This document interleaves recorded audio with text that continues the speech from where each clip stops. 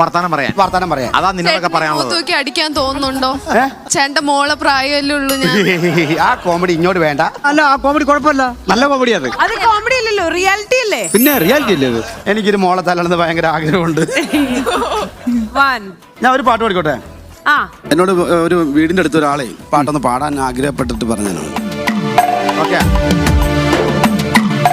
പാലോം പാലോം നല്ല നടപ്പാലം, അപ്പന്റെ കയ്യെ പിടിച്ച് നടക്കണ നേരം ആയോരു പാലത്തിൻ്റെ തൂണേ നിന്ന് പൊന്നോ എന്നൊരു വിളിയും കേട്ട് എന്താണപ്പാ